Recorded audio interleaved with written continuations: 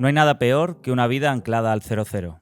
Con esta frase describe nuestro invitado a Julián, protagonista de una de las novelas, la cual arranca con su vuelta a Córdoba tras la muerte de su padre. Escritor, colaborador de radio y televisión, cronista perplejo en Herrera en Cope, una voz característica que no se olvida como muchas otras. Hace ya unos años que dejó de ser bajista de The Nef, Catenaccio, The Bad Lover o Lux. Cordobés de nacimiento y en ocasiones malagueño o extremeño de adopción. Portero de la selección española de escritores, mientras su cabeza no pudo salir nunca de la escuadra del Arcángel. Ni altavoces, ni móviles, ni relojes. Nuestro invitado en Black Friday compra vino. Bueno, y algunos amigos más allegados nos ha dicho que cosméticos, porque es bastante... Es curioso. Es curioso. Podemos decir que es curioso. Como viene hoy a hacer el podcast, ¿eh? Sí, bastante más arreglado que nosotros. Venga.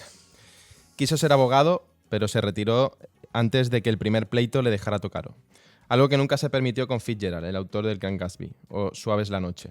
No ha visto nunca a nuestro invitado leer sus últimas páginas, quizás porque el escritor americano, según muchos de sus detractores, muestra una dependencia excesiva del estilo, por encima del contenido. Casi justo lo contrario que nuestro sexto invitado. Padre y boxeador asustadizo. Padre asustadizo y boxeador. ¿Qué más da el orden? En ambos casos hay que defender lo que uno más quiere. Tus hijos o tu nariz entre los pulgares de los guantes. Muchos de vosotros ya sabéis con quién nos encontramos. Estamos en Sevilla, quizás la ciudad más hermosa de nuestro país. Estamos con Antonio Agredano. Antonio, bienvenido a La Paradoja Francesa. ¿Qué tal? Muy buena. ¿Cómo estás? Ahora un poco nervioso. Ahora nervioso. Bueno, No lo podemos creer. Nerviosos estamos nosotros. Sí. Y además espero no perder nunca los nervios cada vez que me pongo delante de un micrófono o una entrevista o una conversación como esta. Espero que no se me pierdan nunca. Aquí venimos a pasarlo bien, a desnudarnos, a que nos cuentes tu relación con el vino. Vamos a ver, sabemos que no eres una persona que te dediques al mundo del vino, pero creemos que sabes más de vino de lo que aparentas sí. Y vamos a pasar un gran rato. Y dentro de los vinos hay algo que le toca muy de cerca, que ya poco a poco lo iremos descubriendo. Eso es. El autor de Prórroga, En lo mudable y de los poemarios El incendio Cerise, Matriarcado Teta, es nuestro invitado en este sexto programa de La Paradoja Francesa, donde queremos mostrar su lado más íntimo, más personal, cercano, humano. Antonio, vamos con nuestro decálogo. Lugar de nacimiento. Córdoba. Edad. 45 años. Lugar de residencia. Sevilla. Si el 30% del tiempo estamos durmiendo, ¿el 70%? En mi caso, inventando. ¿Su mejor momento del día es? Tengo algunos muy bonitos, por ejemplo, cuando dejo a mis niños en la puerta del colegio muy temprano, a las 7:30, en el aula matinal, porque mi vida funciona así y tengo que empezar a trabajar desde muy pronto. Pero me encanta ese último beso antes de entrar en el colegio. Y para compensar esta cosa de padre cursi que soy, también es muy agradable cuando mis hijos, que se acuestan sobre las 8:15, tienen un horario bastante inglés, cuando se acuestan a esa hora, ya cenado, se lava los dientes, le doy un beso buenas noches y tengo al menos media hora para poner, aunque sea la Play, y jugar un rato y desestresarme del día. Tú lo haces mucho mejor. Bueno, hoy en Herrera han hablado de temas frikis. Sí, pues le gustan los gremlins. Los gremlins. Sí, muy divertido. Antonio Gizmo. Antonio. Yo soy igual, pero con el vino. ¿Tu principal virtud? Creo que trabajé bastante mi soberbia y no me considero un hombre soberbio. Y lo he sido. Y lo he sido de una manera muy invasiva e incluso desagradable. Pero vi pronto, relativamente pronto, gracias a la ayuda además de una profesora de ética, Eva, a la que le doy las gracias, me dijo que con soberbia nunca iba a llegar a nada y la pulí y creo que no soy un hombre especialmente pesado con esas cosas. ¿Y tu mayor defecto? Ha sido durante mucho tiempo la pereza y el gusto por el vino. Y entiéndeme, me gusta el ocio, me gusta salir, me gusta beber, me gustan las sobremesas largas y eso ha hecho, primero, que no haga tanto deporte como debería y ahora lo noto en la espalda, a mis 45 años.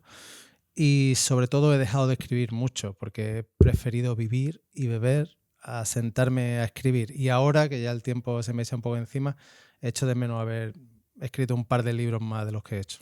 Aquí nos puede dejar un titular. Le gustan las sobremesas, Antonio. ¿Cuál sería para ti un vino de sobremesa? Soy poco de cambiar. Si empiezo con un tinto, sabéis que me encanta Italia y tomo mucho vino italiano. Y me gusta, por ejemplo, el Prosecco también, que es un vino que no es que de sobremesa, pero lo aguanto durante mayor tiempo porque el vino... O sea, yo quiero pedir disculpas a vuestros oyentes que vienen aquí a escuchar un podcast de vino y en realidad van a hablar solamente con un bebedor de vino. Bueno, que no es Yo poco. no sé nada de vino, solo sé si me gusta, si no me gusta y sobre todo sé disfrutarlo. Bueno, eso es Y, importante. por ejemplo, los vinos tipo rosado y Sí. el Prosecco, que me gusta especialmente, lo bebo durante mayor tiempo. Y el tinto, ya cuando acaba la primera botella, la segunda, Te cuesta más. ya la afronto con eso, me cuesta. Y si ya cambia de tinto, todavía más. Pero voy a hablar del Agricolo Prosecco, del Véneto, que fue lo último que bebí en una larga sobremesa. Y si tengo que apostar por un vino, digamos, de tranquilidad de sobremesa, voy a apostar por el Bosque de Matasnos, que por cierto me enseñó Javi Abascal de La Lola, que es el sitio donde estamos grabando hoy esto. De Jaime Postigo. Y sí, y el Bosque de Matasnos me lo descubrió él en otro restaurante que tiene, en Lieva, y cayeron 2 botellas sin darme cuenta y tuve un despertar bastante feliz. Bueno, Bueno, Antonio, sabemos de tu afición, tu gusto, tu pasión por la música. ¿Tu canción favorita? Esa es casi la pregunta más difícil que me puedes hacer, por una razón. Primero, porque me encanta la música. Escucho mucha música, he sido DJ durante muchos años. Con eso me pagué buena parte de la carrera, aunque después no la terminara. Y me encantan los discos de antes, los de ahora, las novedades. Es muy difícil, pero me la voy a jugar. Venga, uno. Hay una canción que cada vez que la escucho me remueve por dentro, porque me recuerda, no te voy a decir a una época en concreto, sí a otra persona en concreto que era yo, que es Cuore de Rita Pavone. Esa canción me emociona. Hay un momento en el que Rita Pavone rompe la voz, ella tiene un aspecto muy angelical, muy aniñado, y de repente se le rompe la voz y sube y hace un agudo que es muy difícil que esa canción a mí, no te voy a decir que me haga llorar, pero sí que me remueva, sí. ¿El libro, Antonio, que te reconforta con la vida? Mira, yo leo mucha poesía. Lo más reconfortante que yo encuentro en la literatura es la poesía. A mí me gusta mucho releer a Walt Whitman o a Antonio Machado o a Allen Ginsberg o a Mark Strand. Es decir, a mí me gusta mucho la poesía. Si tengo que pensar en una novela o algo que realmente, por ejemplo, levantara algo en mí que decir, quiero escribir, yo creo que fue Últimas tardes con Teresa de Juan Marsé. Cuando leí esa novela siendo muy pequeño, casi un niño, dije, esto de escribir creo que es algo muy bonito.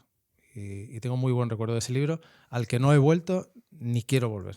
A veces es mejor no remover lo que te genera buenos recuerdos. En el amor y en los libros no soy de los que vuelven. ¿Qué te gustaría haber sido, Antonio? Pues me hubiera gustado ser abogado, la verdad, porque me encanta el derecho. Y yo de chico quise ser político. Ahora está muy feo decirlo, ahora no está de moda. Pero me gustaba. Yo tenía un tío mío que era parlamentario andaluz y me llevaba a los plenos y me enseñaba el Parlamento y siempre pensé que algún día iba a estar allí sentado. Y me gustaba defender a la gente, defender mi idea. Me gusta el debate, me gusta el diálogo. Evidentemente el tiempo ha cambiado mucho en estos años y ya no parece un sitio tan agradable. Y de alguna manera trabajo en política, pero en la parte de detrás, en la tramoya. Antonio, en esta sexta paradoja francesa, diferente a las 5 anteriores, completamente. Vamos a hablar de literatura y vino, de vino y literatura, un binomio para mucha gente mágico. Y si te parece bien, vamos a ir desgranando en base a preguntas e introducciones, pues personajes literarios y qué nos lleva hacia ellos y qué vinos podemos hablar con ellos. En la paradoja hablamos mucho de lo invisible, de aquello que se escapa a las estadísticas y a los análisis más concienzudos. El vino tiene mucho de eso. ¿Qué tiene el vino de ilógico? ¿Qué tiene la literatura de ilógico? Bueno, son dos suspensiones de la realidad, tanto el vino como la literatura. Es decir, tanto el alcohol, porque me niego a quitarle el concepto alcohólico al vino y todo lo que eso conlleva. Es decir, tanto la literatura como el vino son evasivos. Es decir, es irte un rato de esta vida y de esta tierra y de estos amigos y habitar espacios nuevos. A mí me gusta mucho beber y no lo digo porque haya tenido alguna vez algún problema de alcoholismo ni nada parecido, pero me gusta porque me gustan los mundos que habito cuando bebo vino. Me gusta compartir una botella con mi padre, por ejemplo, que yo creo que es la persona con la que más vino bebo, con pareja. Yo creo que ocupamos espacios que no ocuparíamos de otra manera si no fuera con la confidencia, con la fraternidad que te da el vino y el alcohol. Un buen vino es el coche perfecto para que te lleve a un sitio donde nunca has estado. Y la literatura, aunque es un ejercicio un poco más íntimo, también te hace eso. Es decir, que puedes leer un libro, puedes leer un poema y de repente tu cabeza sale de tu rutina, de tu cotidianidad, de tus problemas y vive otras vidas. Yo creo que tienen algo parecido. Tanto el vino como la literatura crean nuevos mundos y te dejan pisar nuevos espacios. Además, siempre decimos que el vino es la forma más barata de viajar. Completamente. Siempre que los vinos sean de un precio asequible, es una manera de entender una cultura, un territorio, una manera de entender la vida en un determinado lugar, incluso imaginarte un paisaje y un clima en una copa. Claro, es un poco lo que nos contaba nuestro primer invitado de La Paradoja, Pedro Mercado, que asociaba el consumo de vino a la segunda o tercera copa con momentos de creatividad.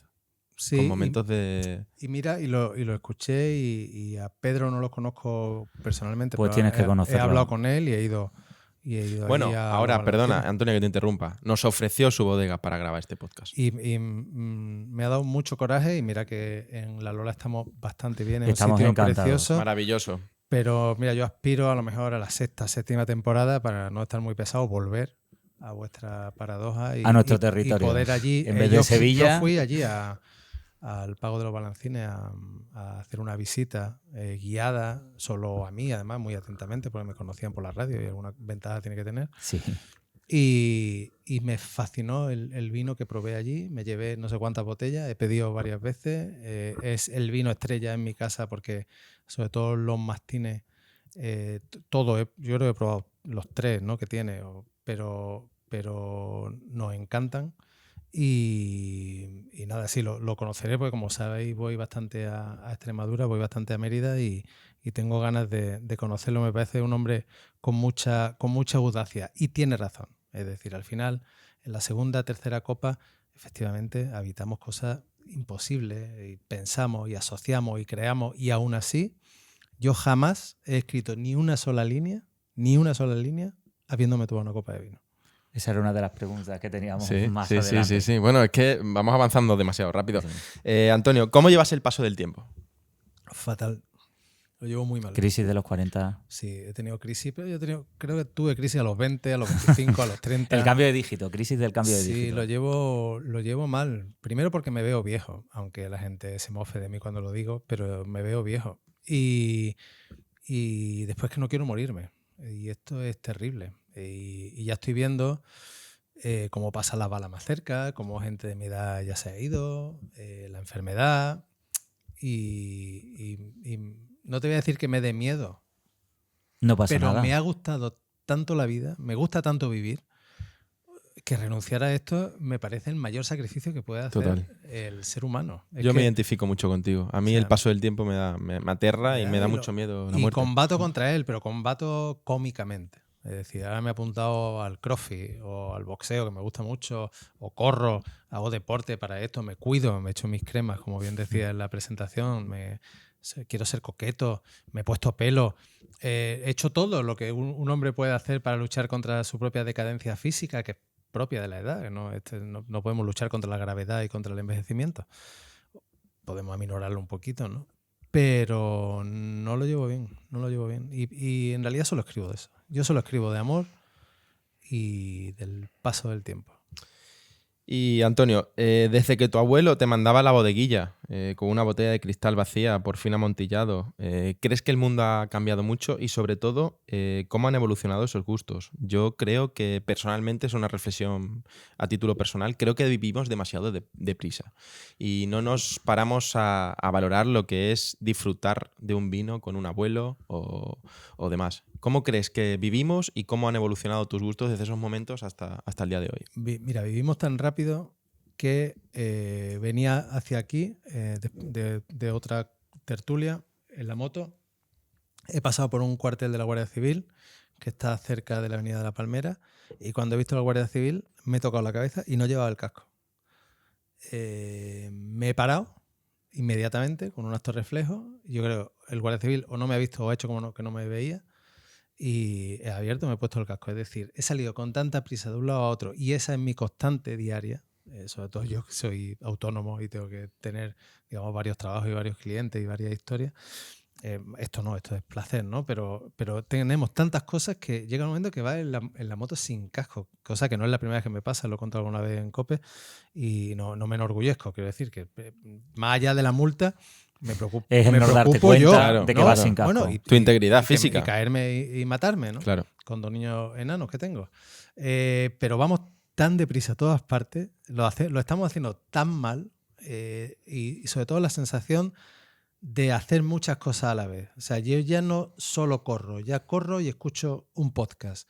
Ya no solo leo, porque leo con el móvil en la mano. Ya no solo hacemos una cosa. Yo ya no solo estoy con mi hijo en el parque, estoy con mi hijo en el parque y a lo mejor leyendo. Es decir, no podemos hacer una sola cosa o no podemos ver una película sin mirar el móvil al menos un par de veces. Y esa sensación de agotamiento y de amontonamiento de información, yo creo, o tengo la esperanza, y no me quejo por gruñón, te quiero decir, yo creo que al final habrá un momento en el que la gente se dé cuenta de esto, no será mi generación ni la vuestra, pero se dará cuenta y volveremos o intentarán regresar a un mundo en el que estábamos, ¿no? Y más allá de eso, hablábamos de Parque Figueroa, que es mi barrio de infancia, donde yo me crié, mi abuelo Antonio me mandaba con una botella de cristal allí a los lagares, se llamaba, era una bodeguilla, un negocio. Sí, vinos a granel. Sí, que te daban allí de la barrica, te echaban el vino, ¿no? Y le daba X dinero, no sé si era el euro, no sé cuánto. Bueno, euro no había peseta.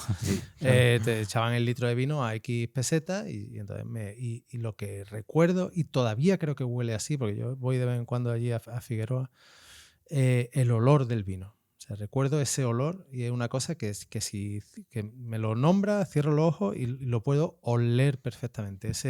Ese fino, por cierto, y supongo que hablaremos de ello porque soy cordobés, muchos cordobeses tenemos una deuda con el fino montillano, ¿eh? Y a lo mejor es momento de pagar esa deuda. Bueno, vamos a cambiar un poco de tercio del fino amontillado. Cuando nos estábamos preparando este podcast, justo fruto de la casualidad, luego ya te revelaremos la fuente, nos llegó una información tuya que eres un amante de los vinos rosados y que hace poquito, precisamente con esta persona, fuiste a un restaurante, pediste la carta de vinos, corroboraste que no había ningún vino rosado y te levantaste y te fuiste. A mí eso me pareció maravilloso. Digo, en las cartas de donde estamos hay que tener varios rosados. ¿Crees que es el gran olvidado? Bueno, yo te voy a contar mi experiencia con el vino rosado y quien te haya contado eso le voy a pegar una guantada, sea quien sea. Pero mira, me pasa una cosa. Yo no bebo cerveza. Yo he bebido toda la cerveza del mundo y de repente un día no me apeteció sin saber muy bien por qué era. Entonces hace 3 años que no bebo cerveza y no me apetece beber cerveza. Solo Dios sabe por qué. Porque yo no lo sé y nadie a quien le haya preguntado lo sabe. Pero lo cierto es que no bebo cerveza. Entonces, el vino tinto, como sabéis, y seguro que me lo explicáis vosotros mejor, pues si hace calor apetece menos.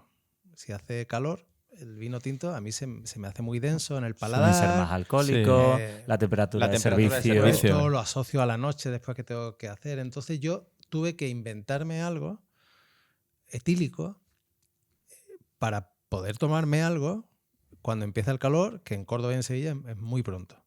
Y entonces, de todas las cosas que probé, el rosado fue lo que mejor me entró. Era un vino que no es el blanco, que no me llevo bien con él, aunque también espero este año hacer las paces con él, pero es un vino que está muy rico, que tiene un sabor particular y que se puede tomar más frío que el tinto, sin que pierda su calidad. Entonces, aquel día supongo que yo me levanté, no soy tan severo, pero haría calor. Y entonces lo último que me apetecía a mí, me apetecería beber alcohol con el que ha filtrado la información o la que ha filtrado la información. Me apetecía beber alcohol con ella, pero lo que está claro es que un tinto no me apetecía. Claro. Entonces busqué un sitio, a lo mejor en Mérida incluso. Y en colación a esto, ¿has convertido...? Sí, fue en Mérida. ¿Y has convertido a mucha gente a tu religión? ¿A la religión del rosado? Pues mira, creo que sí. No quiero ser embajador. Evangelizador del rosado. No quiero ser vanidoso, pero primero, en Herrera, en COPE, lo escuchan muchísimas personas. Y después yo hago otro alegato con respecto al rosado, y lo tengo que decir aquí, aunque haya mucha gente que me odie. Hay una parte de los hombres que fían su masculinidad a dos cosas: a lo concentrado que sea el vino tinto y a lo cruda que esté la carne.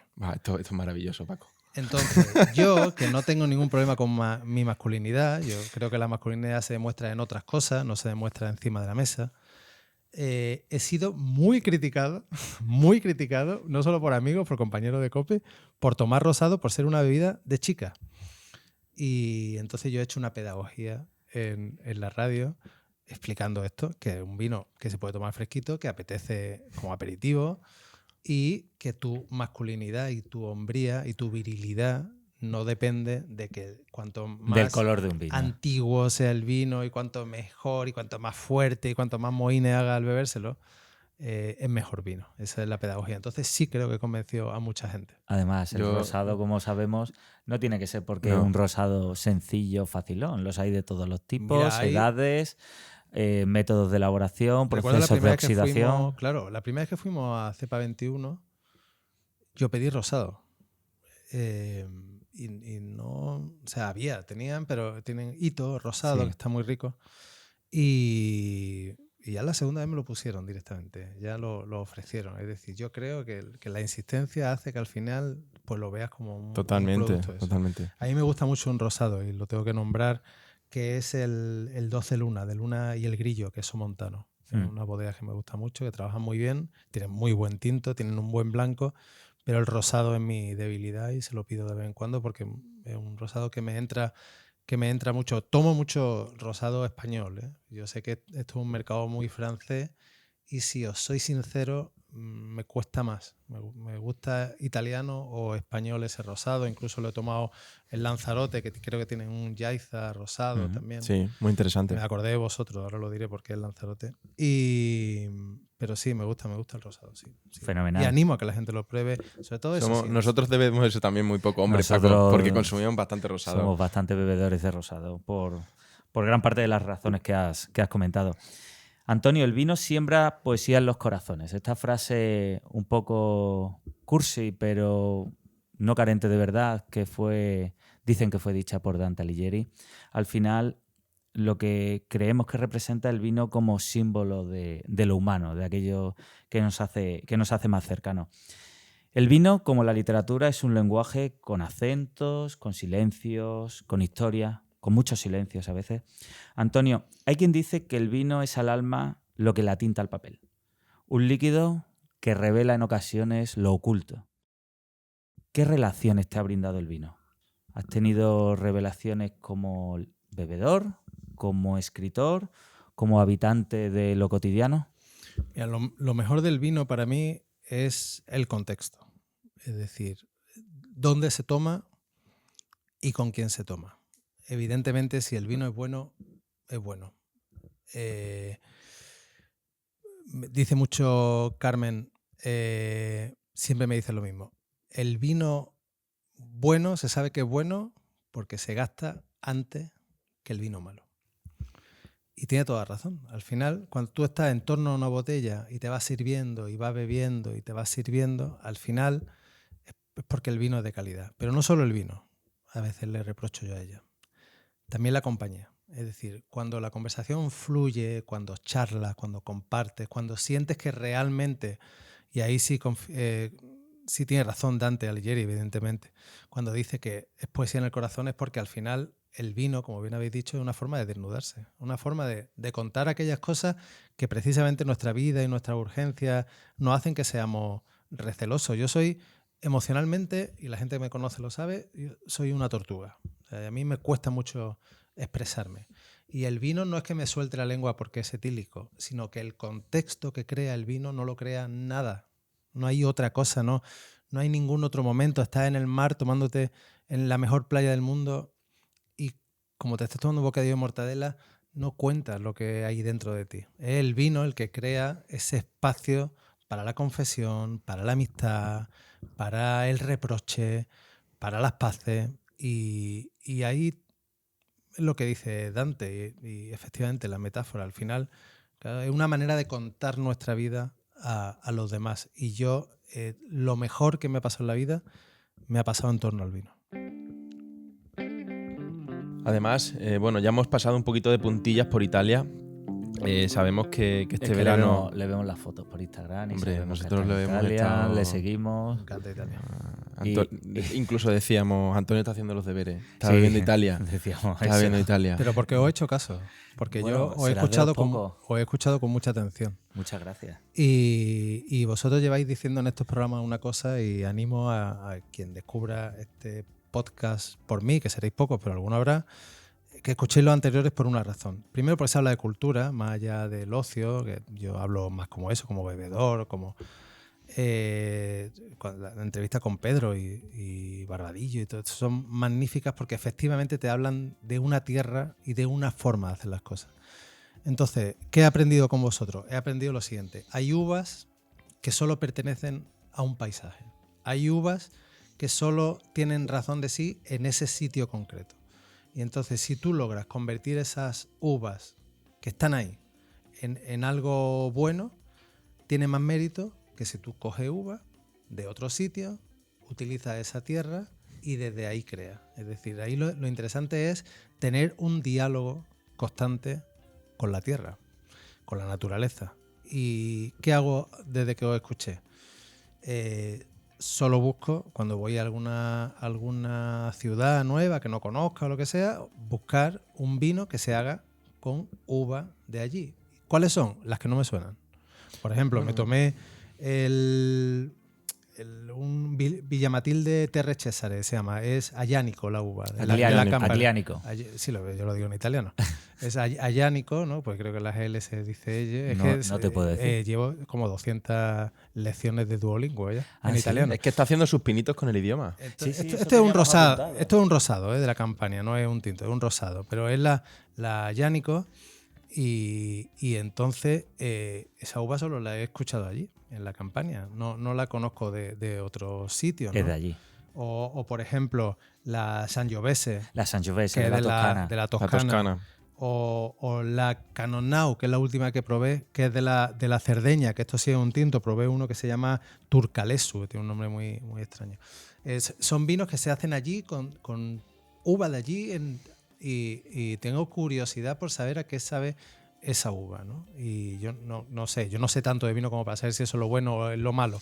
Bueno, luego a mí, que soy un hombre curioso por naturaleza, me encanta ese pequeño descubrimiento que estoy haciendo con respecto a los vinos. Un discurso que defiende la tipicidad. Claro, al final es un defensor de la manera de entender de cada sitio. Lo que llamamos tipicidad, que es la manera en la cual preservaremos la cultura de cada sitio. En el momento que la Tempranillo llegue a todas las partes del mundo, será el McDonald's puesto en la puerta de la catedral de cualquier ciudad. Completamente. Que seguro que hay argumentos en contra de lo que yo estoy diciendo y además que yo no me arrogo ningún tipo de probablemente los haya, pero de propiedad. Pero tampoco los respetamos. A mí es por mi curiosidad, porque los bebedores somos gente curiosa. Nos gusta. Sí.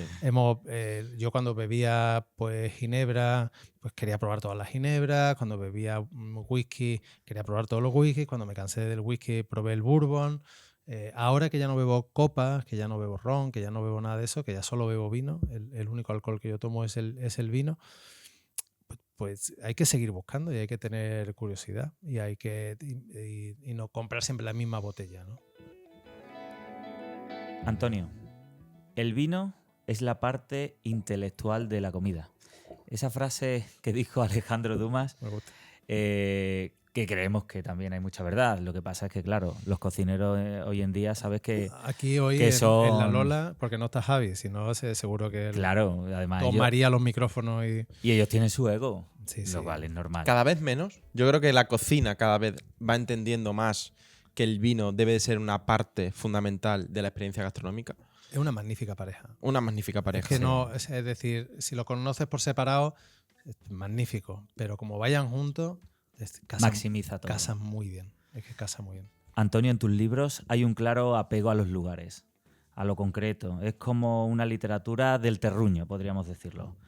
Si eso realmente puede decirse esa frase, que aquí con un escritor, pues no sé si eso está bien dicho, pero del No, está terruño bien, sí. y nos lo llevamos. Además, yo nos que lo soy llevamos de a Córdoba, eso. que es una ciudad, una provincia seca, realmente, ¿no? Y la palabra terruño identifica bastante estéticamente con con los paisajes que se ven en mi ciudad. Pues Antonio, mójate. ¿Qué escritores son para ti? Nos metemos en literatura. Los que mejor encarnan esa literatura que te gusten. Arraigada, densa, pegajosa. Como ese vino de clima cálido que es concentrado, que es denso, pero que te ofrece mucha verdad. A ver, para mí, si hay que hablar de la tierra, yo soy de interior, Córdoba, una ciudad de interior, y lo noto cada vez que voy a la playa, porque suelo estar muy incómodo en las playas, y creo que es porque llevo en la sangre Córdoba a litro. Yo creo que no hay ningún escritor que hable del paisaje de interior, de la tierra y de las emociones que despierta la tierra como Antonio Machado. Yo creo que Antonio Machado es el gran escritor de la tierra. Y ya no hablo de Campo de Castilla. En general, toda su obra observar el paisaje y hablar de la vida. Yo creo que no hay ninguno como él. Yo he leído muy buenos escritores. He leído a Albert Camus, por ejemplo, La peste me cambió. Y hablando de ese concepto que has dicho, que me parece interesante, ese ser pegajoso, ¿no? Esa literatura que te acompaña, que no te puedes sacar. Me pasa mucho con Albert Camus. Y ahora estoy absolutamente enamorado de Emmanuel Carrère, que es un escritor francés que en realidad parece que hace crónica periodística, pero habla en realidad de algo parecido a lo que yo aspiro a ser. Es decir, un hombre que bebe, pasa larga sobremesa y a veces escribe, ¿no?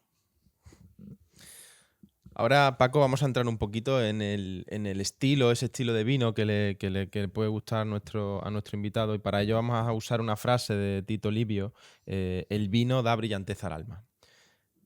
Antonio, si tu prosa fuera vino, por ejemplo, ¿qué vino cogerías? ¿Un Jerez salino, un fino, una manzanilla, o más otro perfil de carácter oxidativo? Sería un espumoso, si te soy sincero. Yo escribo así. Escribo algo burbujeante, de trago rápido. Juguetón. Sí, juguetón, con dobles lecturas, con Sin dobles avisar. sabores. Y por Que de ejemplo, repente entra muy bien, que a veces se queda y a veces no. En Pero el que paladar. a veces es más profundo de lo que Sí. parece. Sí, yo y sería entre un ese buen espumoso espumoso. juguetón y un tinto italiano. Pues mira, me voy a quedar con el espumoso. Porque yo creo que alguna vez aspiraré a ser ese tinto italiano. Son muy concentrados muchos de esos vinos italianos, ¿eh? Los tintos son muy oscuros, muchos de los que yo he probado, desde luego. Y yo aspiro al menos a escribir una novela más. Y la tengo en la cabeza. Y el vino tendrá presencia. Y ahí veremos si salgo de ese espumoso sin desmerecer, pero yo me gano la vida con los espumosos y espero conseguir esa pausa y esa paciencia que tienen los buenos tintos en general, ¿no? Baudelaire decía que escribir es beber sin copa. Como ves, todo frases muy, Muy buena, muy ¿no? apropiadas. Muy bueno. ¿Qué escritor asocias con el vino de forma inevitable? O sea, tú cuando lees a alguien asocias su escritura con el vino porque identificas que detrás de su escritura ha tenido que ser incluso a veces escrito con esas pupilas dilatadas. Hombre, Baudelaire no es mal ejemplo. Baudelaire no es mal ejemplo. En general los franceses, pues mira, yo no sé si bebía o no bebía, pero hay un poeta francés que se llama Louis Aragon, que en realidad es de la corriente del surrealismo, de la vanguardia de entreguerras, y claro, como todo escritor surrealista, buscaba siempre metáforas muy desconcertantes, te lleva y te trae a sitios muy extraños, y si no tiene una parte de vino, sí tiene una parte lisérgica, es decir, es como si hubieras bebido demasiado vino siendo joven. Esa es la sensación que me da con, con Luis Aragón. Yo seguramente haya leído a Luis Aragón borracho de vino. Al principio de la entrevista nos decía Antonio que él nunca ha escrito con una simple copa de vino.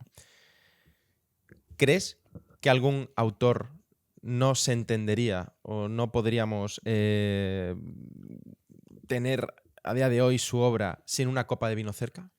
¿Crees que hay algún autor que está ligado a ese componente vínico durante su escritura? Yo creo que el vino está en la fase previa de muchos grandes escritores, pero no en el durante. Aunque después Stephen King me lleve la contraria, porque él escribía absolutamente borracho y colocado de todo, y lo ha contado así, pero a mí me cuesta mucho leer a esa gente, por lo menos cuando yo tenía más junteras relacionadas con la literatura, me costaba mucho leer algo de calidad de alguien que escribía habiendo bebido. Siempre creo que el alcohol también tiene este punto de arrojarse, de creer que todo es mejor, y yo no lo he visto. Otra cosa es lo que rodea el vino, como decía antes. Y yo he bebido mucho vino, he pensado, he disfrutado, he reflexionado, y todo eso es carne literaria para el día de mañana. Pero en el durante, yo jamás, insisto, jamás, yo he terminado una copa de vino o 2 copas de vino y me he sentado en un ordenador, en un escritorio a escribir. Para mí son mundos absolutamente disociados. Otra cosa es que el vino efectivamente te inspire, como he escrito mucho sobre vino, sobre sabores. El vino como catalizador, claro, de la verdad. como cultura, como como cultura. una manera de compartir, pero en el proceso creativo a mí el vino nunca me ha ayudado, al revés. Me ha quitado las ganas de escribir muchas veces.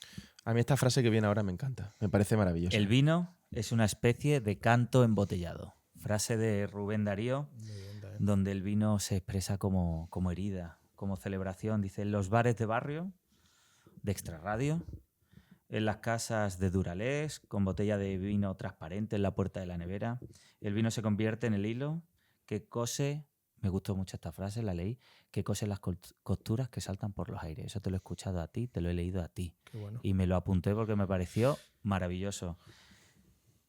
Antonio, Qué bueno. hay vinos... Qué feo está decir que bueno es algo propio, pero es que Pero ¿cómo se me olvida? El se vino me olvida que es mío. Repito, el hilo que cose las costuras que saltan por los aires. Hay vinos que saben a duelo, a despedida, otros a reencuentro, otros a cuerpo. ¿Cuáles son los vinos de la vida de Antonio Agredano? Los vinos de la vida de Antonio Agredano. Bueno, para mí el vino y el amor están muy cercanos. Yo creo que muy pocas cosas tan bonitas hay como compartir un vino con una persona a la que amas. Por eso hablo de ese vino que acerca a otros cuerpos. En realidad, yo, si tuviera que asociar el momento perfecto para mí para beber vino, es hacerlo con una persona amada. También he desperdiciado mucho mi hígado por ahí, en muchos bares. Por cierto, qué difícil es que en un bar de barrio te pongan un buen vino, porque lo tienen siempre demasiado frío y como no se bebe tanto como las cañas y las cervezas, lo dejan allí, a lo mejor 2 semanas el vino. Y sabe a todo menos a vino. Sí, es muy difícil. Tengo que ir y suena pijo, incluso entre mis amigos. Tengo que ir a un restaurante habitualmente a beber un buen vino. ¿Y qué opina Antonio Agredano del vino por copas? Lo suelo pedir, ¿eh? ¿Te gusta que los sitios tengan propuestas de vino? A mí lo que me encantaría sería poderme tomarme una botella siempre que yo quisiera beber vino. Pero no siempre me pasa eso. A veces el cansancio que uno lleva, sabes que no te va a sentar bien la botella, entonces prefiero ahorrármela. Pero es extraño. Si voy a un restaurante, lo normal es pedir una botella, pero sí me parece bien que haya que haya carta de copa, calice, como se dice en italiano, sí, la verdad es que a mí me alivian según qué cosa. Y a veces voy solo a comer y cuando ya he terminado mi jornada, no tengo nada que hacer, pues a lo mejor sí me apetece tomarme un solo vino yo, ¿no? Sí, me parece fenomenal eso. ¿Te parece bien? Sí. ¿Eso está de moda o no? ¿O eso No, está siendo hay criticado? gente que critica mucho el tener oferta de vinos por copas. Hay un poco de todo. hay un Sabes poco que de todo, en este son- mundo, entre el intransigente, el snob, el que cree saber pero no sabe y el que no cree saber pero sabe más, al final es un mundo A complicado ver, con la muchas gente- maneras de La gente muy entenderlo. pesada Y la gente es muy con todo, cansina. todo, Con todo. No, no digo la Pero gente, con el vino mucho Yo más. soy gente. Pero con el vino he visto verdadera idiotez. Sí. Y una cosa es la curiosidad en el sabor y saber. A mí me encanta que la gente sepa y que me expliquen, si se hace con pedagogía. Pero a mí me gusta que me expliquen las cosas, no que me riñan, no que me digan, no, esto es como, estás loco por probar. Sí, No, sí, no sí. estoy loco. No. Cuéntame por qué no debo hacerlo y qué debo beber. Y ya ¿no? veré yo Y si no, me gusta más y no, así. y Porque seguramente tengas razón, pero es la actitud y Y con que el... no te impongan el consumir una determinada cosa porque en un bar a un camarero, cocinero, sommelier le guste o quiera que tú consumes ese vino. Porque si al fin Aún y al así cabo- yo soy muy dócil, ¿eh? Cuando yo voy a un restaurante y hay alguien que sepa de vino o el propio camarero, yo soy muy dócil, yo suelo preguntar y suelo hacer caso. Y respeto mucho, en general, ¿no? Eso, en todo, ¿no? Si él es el que lleva las riendas de esto, bueno, pues cuéntamelo tú, yo no voy a saber más que tú, porque yo no trabajo aquí. Y suelo ser muy dócil y generalmente sale bien. Generalmente sale bien. Entre los vinos que marcan la vida de Antonio Agredano, todos tenemos un primer recuerdo de ese vino que nos maravilló, del primero que nos provocó un dolor de cabeza, un vino cazallero. Confiésanos, Antonio, ¿cuál fue ese primer vino que te hizo tilín? Bueno, fue las dos cosas. O sea, fue el triunfo y la derrota absoluta que fue el fino de Montilla. Yo empecé a beber con una novia que tenía con 25 años, empecé a beber bien. Y entonces íbamos a algunas tabernas de Córdoba, sobre todo el Gallo, que yo creo ya cerró, y allí nos tomamos un medio de vino, que es una copa, un catavino, digamos, ¿no? Hasta arriba, ¿no? Y entonces bebíamos eso, a ella le gustaba, yo me aficioné. Y entonces bebí muchísimo fino montillano, muchísimo. Y una noche yo creía que me iba a morir. El día siguiente fue duro. Bebí mucho, he tenido muy buena borrachera de fino Hombre. montillano, pero una de ellas no me había pasado nunca eso. Es parecido como si bebé anís. es una intoxicación. Claro. Sin ponernos muy pedantes. Y me costó mucho volver a beberlo. Y En- ahora estoy haciendo las paces. Tiempo después, mucho tiempo después, casi 20 años después, estoy volviendo a beberlo poquito, una copita, no aquello era beber y beber hasta que nos aburríamos. Pero ahora lo estoy empezando a beber y de hecho hace nada probé uno que me encanta, que es el Cerro Verde de Ujú. Finca Los Raigones. Y ese vino entra suavísimo, es buenísimo y ya no tengo esos malos recuerdos. Pero claro, el problema de toda la gente que bebe con delectación y a gusto es que las resacas son duras. Es que el precio que paga es alto y es normal que de vez en cuando, Claro. igual que yo no he vuelto a probar las migas desde que un día me puse malo de migas, que no hay cosa que me haya gustado más a mí en la vida que las migas. Pero sin embargo me puse malo y ya no puedo ni verlas, ¿no? Pues es normal, ¿no? Pues también con el alcohol. Y con el fino me pasó eso, pero ahora estoy volviendo y estoy bebiendo y me gusta y ya te digo, lo reivindico y deberíamos sacar más pecho los cordobeses. Y para Del bien, fino Antonio, montillano. el vino que te hizo cambiar de rumbo, que te hizo parar y decir, "Pua". Sería un tinto. Mi padre le suelen gustar los vinos muy concentrados y yo di un pequeño salto y me rebelé, porque es normal en todo hijo rebelarse contra su padre, ¿no? Y le dije a mi padre que por qué no tomábamos un vino que no fuera un Rioja o un Ribera, que intentáramos conocer otra cosa. Entonces tuve dos apuestas. Una era un Matsu de Toro, que no era ni el Pícaro, era el siguiente, pero bueno, un Matsu, y un Juan Gil de Jumilla. De Jumilla. De Jumilla. Y el de la etiqueta azul, además. recuerdo, hay uno con etiqueta gris. No O sé. sea, hay uno blanco, etiqueta plata y etiqueta Sí. azul. Incluso 18 ama- meses. y Juan ma- Gil, y- 18 meses. Y amarilla también creo que hay Sí, uno. ese es el Sí. blanco No, amarillento. total, sí. fui a buscar y cogí 2 que me sonaban, que había leído, que para romper un poco la inercia de mi padre en casa, que siempre nos traía. ¿Y cómo acabó el experimento? Fenomenal. De hecho, cambió su paradigma del vino, ¿no? Y ya le parece normal que llevemos a casa. Yo siempre que voy a casa de mis padres a Córdoba, siempre voy y llevo un par de botellas de lo que sea. Y cambió el paradigma también. Hay que entender, mi padre lleva toda la vida bebiendo un tipo de tinto y Claro, ahora el cambio le ha Qué costado. bonito que haya dicho Jumilla. A mí Jumilla me toca Pues muy de cerca. esos 2 vinos es como, mira, papá, como se hacen vinos buenos en todas Fuera partes. de, claro. Y le gustó mucho y los compro de vez en cuando, me gustan. Antonio, en esas crónicas perplejas a las que muchos pues, nos tienes enganchados en Herrera en Cope, apelas a los bares sin nombres y a una sencillez que parece que, como hemos dicho antes, parece que no tiene cabida en nuestros días. Hoy no se ven niños corriendo aquí en la plaza, ni jugando al fútbol, ni rompiendo farolas con el balón. Has comentado que a veces pues echas de menos también esos tiempos, pero en el cambio del sector hostelero, en el cambio de la etnología, en el cambio de esa taberna, ¿qué es lo que echas de menos? O nada, o toda ida mejor. No te digo a mejor. Mira, yo tengo igual que me preguntaba sobre la vejez, sobre la edad, cómo lo llevo mal, también batallo contra mi propia nostalgia. Es decir, al final todo nos pasa lo mismo, no solo a mí. Todo el mundo mira su pasado y es que éramos felices. ¿Por qué? Porque pues, no teníamos ataduras, no teníamos problemas, dormíamos del tirón por las noches, solo teníamos que llegar, acostarnos.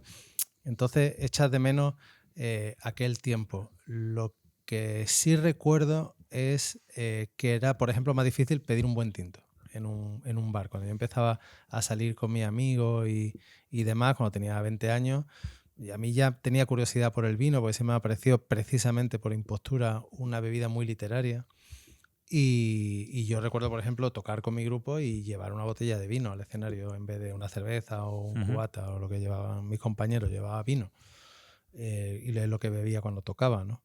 Y ahora hay más variedad y siempre que hay más variedad es mejor, porque al final ganamos siempre los clientes. Entonces ahí no echo demasiado de menos. Bueno, Daisy, nos vamos a ir un poquito a Extremadura. Y bueno, justo hace un año aproximadamente la presidenta de Extremadura llevó una botella de vino al Papa Francisco y con un cierto tono jocoso le preguntó que si se trataba de agua bendita. Estamos hablando de Pago de los Balancines. Barba de gata llevo. Barbas de gata, correcto. Llevo María Guardiola. Es el que llevo. Y si te preguntamos con qué vino extremeño te quedarías o con una bodega, ¿cuál dirías? Pues mira, una vez yo tengo un amigo, el señor Chinarro, que es un músico indie de Sevilla, pero lo conocí en Málaga cuando ambos vivíamos allí, él sigue viviendo allí. Y entonces tocó en un pueblo de Extremadura, hace bastantes años. Y entonces allí me fui con él, me llevó, era un acústico, me fui con él y nos regalaron, cuando acabaron los conciertos, nos regalaron una caja con cosas, ¿no? Y en esa caja había una botella de Habla del Silencio, que es un vino extremeño, cosa que yo no había escuchado nunca. Estoy hablando de, no sé, hace 15 años. No lo había escuchado nunca, me dieron una caja que era el Habla de la Tierra y el Habla del Silencio, recuerdo, uno con la etiqueta blanca, otra con la etiqueta negra. Y bueno, bien, me lo llevé, no sabía exactamente a qué sabía eso, no sabía nada. Entonces, pocas semanas después nos fuimos a casa de Jota, de Los Planetas, porque Chinarro es muy amigo de él y yo lo he tratado alguna vez y tal. Y nos fuimos allí a su casa en Granada, donde está el refugio antiaéreo, y me tomé allí con mi amigo David, con Chinarro, Antonio Luque y con Jota de Los Planetas, nos tomamos las 2 botellas de Habla y le gustaron mucho a Jota y las disfrutamos. Es decir, nunca olvidaré ese vino extremeño por el contexto. Es decir, claro, por tomármela allí con personas a las que he escuchado mucho y a la que admiro.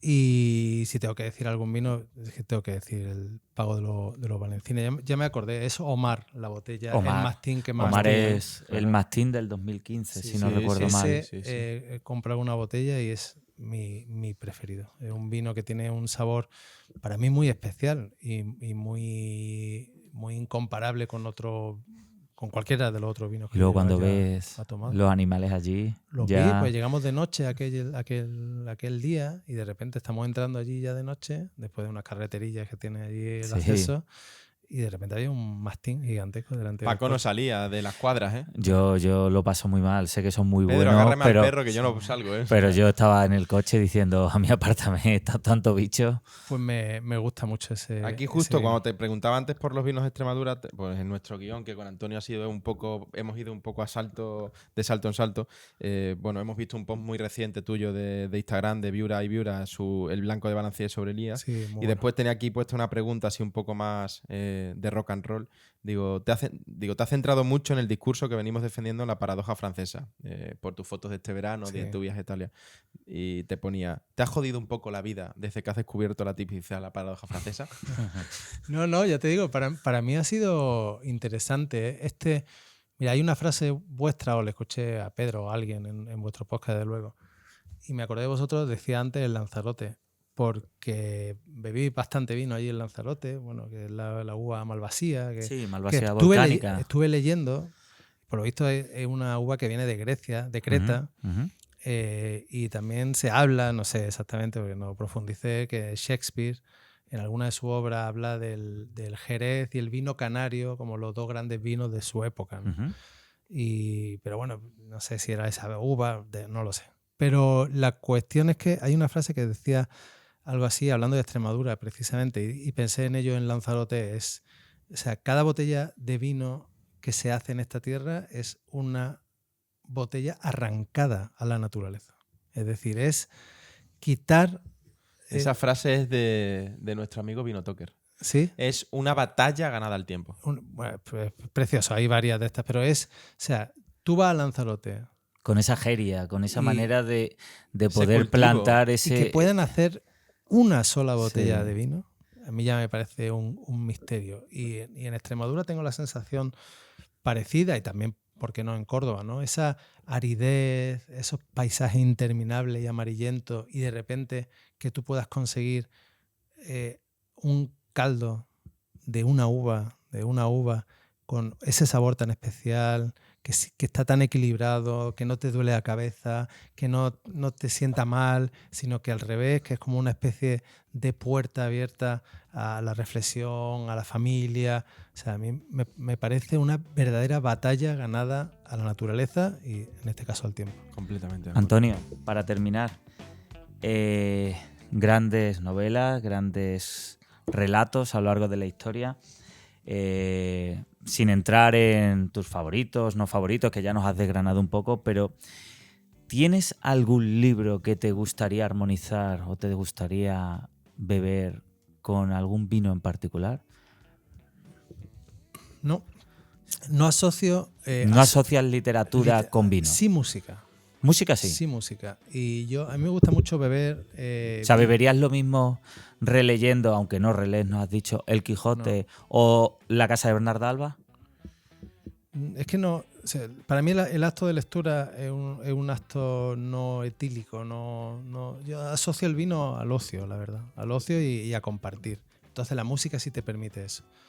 Y en la música hay literatura. Es decir, que no... En el rock hay poesía. Yo bebo mucho con un muy buen amigo que es Santiago Romero. Y cuando bebemos, que es muy de vez en cuando, en su casa, habitualmente, siempre escuchamos música.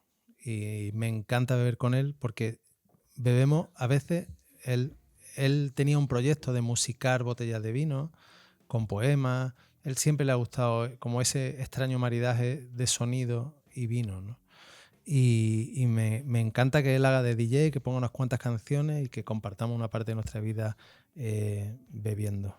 Pero a la hora de leer, ya te digo, prefiero beber sin leer y leer sin beber. Yo quiero terminar con un artículo que publicó este verano Antonio, que a mí me pareció maravilloso y me vi reflejado en él, porque yo la verdad es que he visto con zuecos, pantalón corto y camiseta de manga corta en verano, que es la decadencia es vestir fresquito. Sí. Un cincuentón tratando de combatir el calor vestido de colegial. Y justo hacía el paralelismo de las etiquetas que hay en el vino y de ese esnobismo etiquetero. Ese esnobismo etiquetero de publicar fotos en redes sociales de ciertas etiquetas, de ciertos vinos, no todo vale, como tú bien sabes, para probablemente luchar contra la fugacidad de una cuenta corriente. ¿Crees que esa decadencia de vestir fresquito en verano es ciertamente algo equiparable al esnobismo que hay con ciertas etiquetas en redes sociales en torno al vino? Bueno, es interesante, a ver. Es una pregunta compleja. Primero, las redes sociales están llenas de impostura y ahí cabe todo. Cabe ir a un concierto, cabe beber vino, cabe leer ciertos libros, cabe todo. Yo suelo compartir los vinos que bebo por una cuestión de gratitud a quien lo haya hecho. Es decir, si yo puedo ayudar a quien sea con mis seguidores, que no son ni serán 20 y tantos mil, si puedo ayudar por una cuestión de gratitud a que alguien más lo conozca, me parece primero una prueba de cariño a los que elaboran ese vino, y después también le hago un favor a la gente que le guste el vino y siempre no sepa muy bien qué leer o qué beber y diga, pues este vino, pues mira, está bueno, dice que está bueno. No suelo mentir en mis recomendaciones. Si un vino lo bebo y no lo comparto, pues porque seguramente no me haya gustado especialmente. No te haya gustado. ¿No? Pero, por ejemplo, y me mandan vino, la verdad es que en eso soy un afortunado. El otro día me mandaron uno de Alicante, de Cerdá, que era eso, y lo compartí y me encantó, o el blanco este de Balancines que hablábamos. Pero no te voy a decir que uno de los problemas de nuestro tiempo es la impostura, en el sentido en el que ya uno no sabe distinguir lo que uno siente o lo que uno dice que siente. Completamente. Entonces eso antes era más fácil de ver y más fácil de detectar. Ahora no sabemos si alguien está viendo a Leiva porque le gusta o está viendo a Leiva, por poner un ejemplo, porque hay que ver a Leiva, ¿no? Y subir una foto de Leiva, pues tiene muchos likes. Claro. O lo que representa subir una foto de Sí, o Leiva. representa, Sí. o para lo que Sí. tú eso. Y con el vino pasa algo parecido. Yo lo hago con toda la honestidad del mundo y con toda la gratitud del mundo, porque a mí me parece que hacer vino, y sobre todo si lo está escuchando alguien de este negocio y de este arte, o sea, pocas gracias le damos a la gente que hace buenos vinos, porque me parece un trabajo durísimo e ingrato y para el placer que producen, ¿no? Antonio, queremos cerrar este sexto episodio de La Paradoja Francesa agradeciéndote que hayas estado con nosotros, A vosotros. agradeciendo a la Lola este emplazamiento tan maravilloso en el que estamos, a Javi. Nos Y ha dado todo facilidades, han sido todo ha sido muy todo fácil. Y... fácil. Ha facilidades. confiado mucho en nosotros, porque Ha nos ha dejado confiado aquí demasiado. solo, y esto está lleno de botellas de vino. No, y no botellas. y no Hay botellas algunas cualquiera, grandes Sí, botellas. sí, ¿no? Ha No, confiado. Yo animo a Javi, si está escuchando esto, que hagas ahora el Yo, inventario. yo creo que tiene el antes y el después. y lo que sea lo llama a ellos. Yo no sé. Bueno, yo quiero dar las gracias, Paco. No nos anclemos al 0-0. Antonio, vivamos jugando al tiki-taka, aunque ahora tiempos mejores en el Arcángel, como tú sabes, Sí, está duro. han sido momentos duros. Un poquito de afrontar la vida con defensa adelantada, pero siempre, Elías, balones al área. Siempre. Hay que disfrutar, y hay veces que el balón al área es el recurso mejor para balón y valor para la vida. Y el vino, Antonio y la Paradoja Francesa sabemos Yo siempre de digo eso. una frase cuando jugamos al fútbol, es: ellos pueden marcar más goles que nosotros, pero lo que no pueden hacer es más faltas que nosotros. O sea Eso está que, claro. Y bueno, tenemos que dar las gracias a Marina, Sí, ella es la eh, filtradora. que nos lo filtró.